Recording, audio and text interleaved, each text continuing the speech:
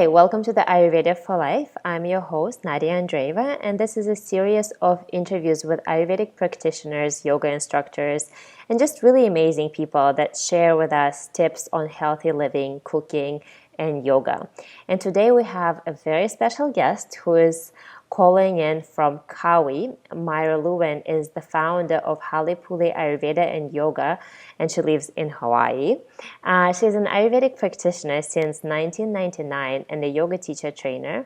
Myra has authored 2 Ayurvedic health books, Freedom in Our Relationship with Food and Simple Ayurvedic Recipes. Having healed herself from leukemia and rheumatoid arthritis, Myra now guides others to harness the power of Ayurveda and yoga with the goal of connecting with our spiritual selves always in mind.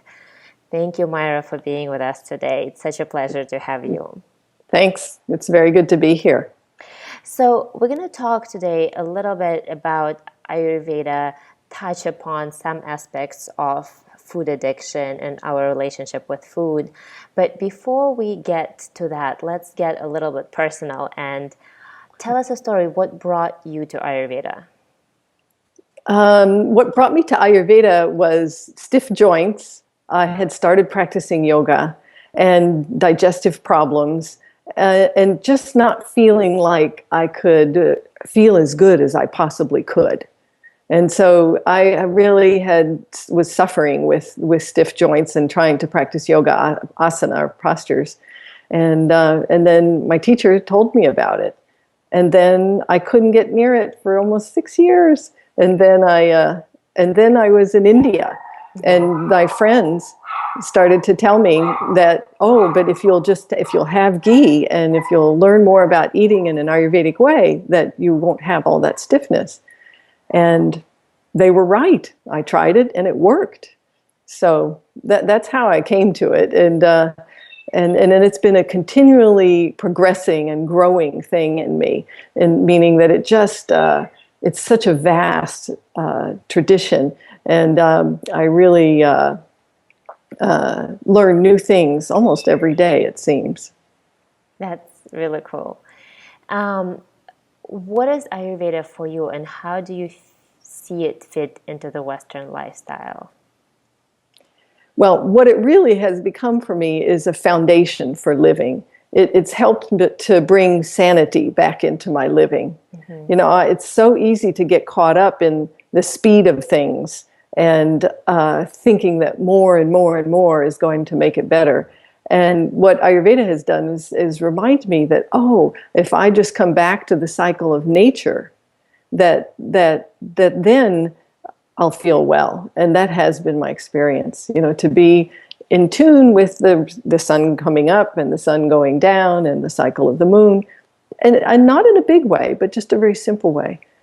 But also having a regular schedule and regular meals, those things, they made a huge difference in my life. Yeah.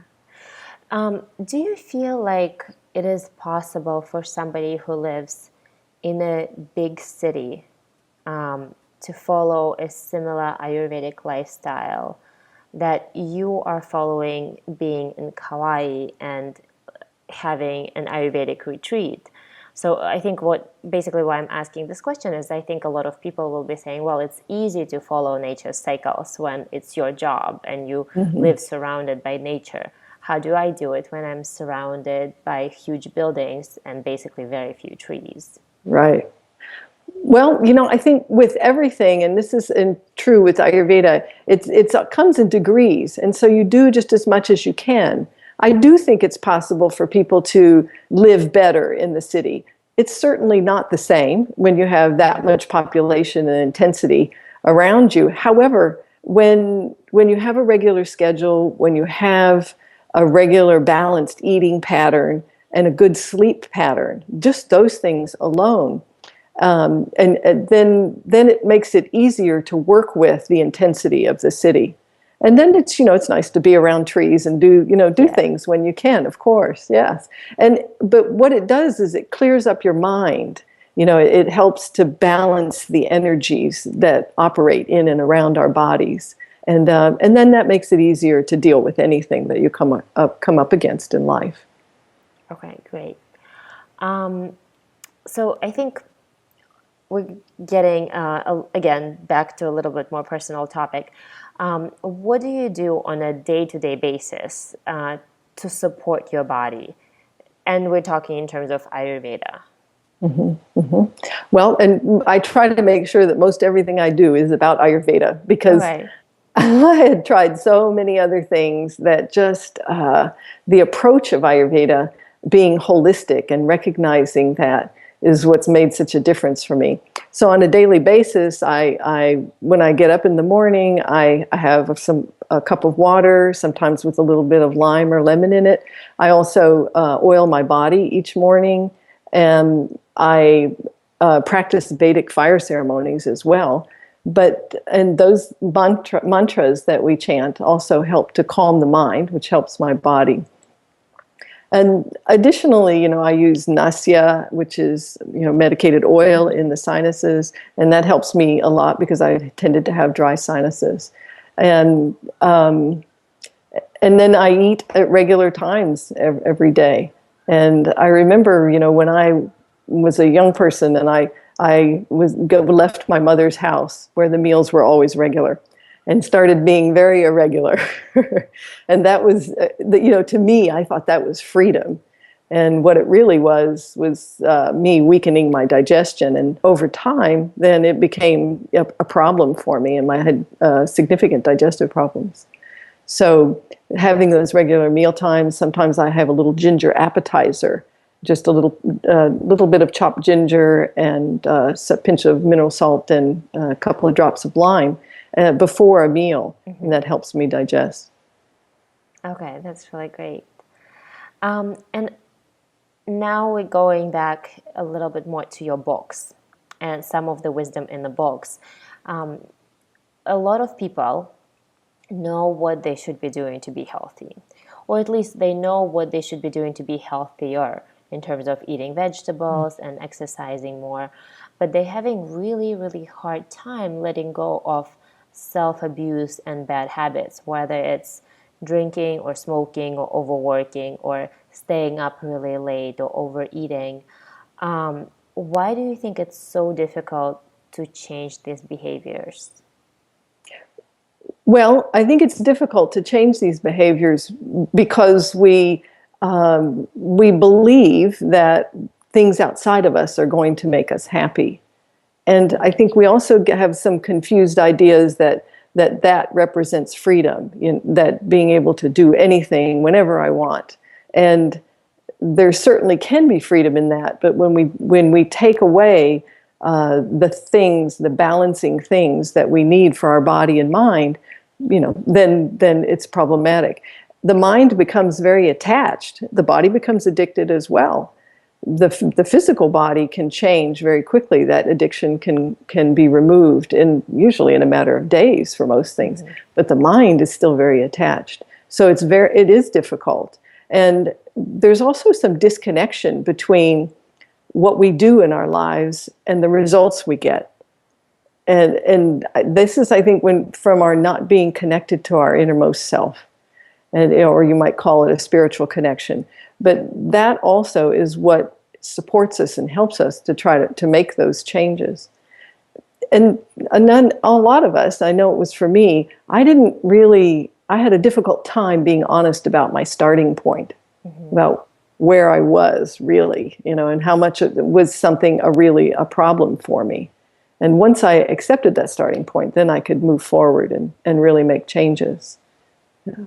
And there's one more thing too, and that is that if we criticize ourselves, if we judge ourselves and criticize ourselves for, not being perfect or whatever, that is really the most harmful thing out of all of it, because it will hold us back. And the ego gets invested in being right. See, you couldn't do it or whatever. We all have those kinds of thoughts, but we need to connect to that part of ourselves that can step beyond. And there's, and it's a process. It's not something that happens overnight. Yeah. Yeah, and I think you're right. We are looking for a quick fix or for help outside without necessarily paying as much attention to the wisdom that the body has. Yes. So our mind is almost always somewhere outside, looking for books, looking for supplements, looking for the best new diet, instead of actually paying attention to how does this meal make me feel, for example, or how does smoking make me feel. Right. So yeah, thanks for pointing this out. What if somebody decides that they figured out what's dragging them down, what's making them unhappy? For example, a woman decided that her habit of eating sweets after each meal is what's her main issue, or a man decided that, yes, drinking several beers every day is not the way I want to keep living.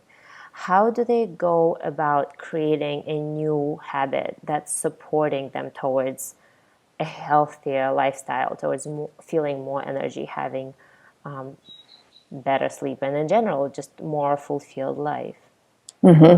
Well, and you actually said it. When the person really comes to the realization, oh, this is a problem. So now they've accepted the starting point. And then they recognize that I'm feeling bad because I'm doing this thing. And those are the two really big steps. And then from there, you have to decide, and usually gradual change is what's important. For some people, it might be cutting down. Some people, if let's say if I'm going to have a few beers, they might be ready to just say, okay, I'm going to leave out the beer, and instead I'm going to do something else. And you choose something. So in other words, sometimes it might be that there is a replacement, of a food or a drink. Yeah. Like So water. yeah, like water or maybe herbal tea. Yes. Yeah. and so that we make sure that we also don't go to something else that's going to cause just as much problems. So that's what you want to do, is that you really actually can map it out, and then you need to give yourself some support. Sometimes it's from a practitioner, sometimes it might be from a book or some information. But the kind of support that most people need is something that reminds them of the God of their heart or the source of the universe. Something that they can feel like that and connect to that energy that might be there for them, to support them. When they have that, then it's easier to stay with the change and to stay away from, for example, the competition and criticism and those kinds of things that can go on inside. So when we can give ourselves something else to do, some people might choose to just have a prayer or a mantra or an affirmation. That usually is also very helpful, so that we can turn our attention there when we want to go to for example, sweets after dinner. Okay, perfect. Yeah. So when you have that trigger to go back to the old habit, you use the support of either prayer, mantra, or affirmation. Yes, and for someone who wants to have sweets after dinner, the other one is to go for a stroll, to go for a little walk, not a power walk, but definitely it's a good thing to do after eating anyway. But that also would be helpful. And again, depending on what it is, it might be that you just drink a glass of water and take a few nice, slow, deep breaths, then drink the glass of water, and then see how you feel. So, and in your book, when you talk about freedom with food, I think a lot of people have some sort of an addiction, whether it's with food or with something else in life, but they're very, very much attached to that. And sometimes it will be dragging them down. In a lot of cases, eventually it will be dragging you down. How do you start moving towards that freedom, whether it's with drinks or with food or with anything else that surrounds us in life? One of the things that people have so much trouble with in even approaching or thinking about it is they might think, I have to change all these things at one time. And that's really not the case. I think it's most important that people allow themselves to be gradual in the process. And maybe if you've been to a doctor and they say, oh, if you don't stop eating this way or you don't stop drinking this way, you're going to have these problems. Sometimes that will get people to go in a new direction. But really, it's an internal decision that has to take place. And that's something that, again, sometimes it comes just in a gradual way over time. We really have to just decide that feeling good is more important than having that particular substance. Yeah. So it again goes back to that internal decision of bringing attention internally and doing some work there instead of looking for the answer outside. Right. That's right. And that's where the practices of yoga come in that can be very helpful. If just to take some deep breaths consciously is a start. And from there you can start to learn to do just a quiet time, we'll call it, or a pause for a minute or 3 minutes. And then it might grow to a 5-minute meditation where you're just focused on your inner world and bringing peace there. And you are right. It is the whole inner world. There's so much to explore. There Once is, you start to pay attention, it doesn't seem as boring as a lot of people think when they think about meditation. Right. Yes. Yeah. It's an amazing expansion of life. And it was, for me, it was just a whole new world. Yes. Wow, that's wonderful. For somebody who is just starting to take their first steps to learning Ayurveda, to maybe starting to implement some Ayurvedic cooking techniques, what are a couple of things that you would advise them to focus on? Well, I think when first learning about Ayurveda, it's important to recognize that that it's holistic in its nature and that it's not black and white. That if your friend says, "Oh, I'm doing this certain thing," it might not be exactly the same for you. But there are ways that you can learn to cook. You could learn to cook for a family, for example, who all have different constitutions. And there's ways simple ways to prepare food. I think the place to start is to just start to look at, that having a regular meal time, just to start with that. And then to just start and look at how much am I eating in a meal and am I chewing the food? Those are really great places to start. Let's talk about how much am I eating with the food, because that's something that we talked about at the Ayurvedic panel.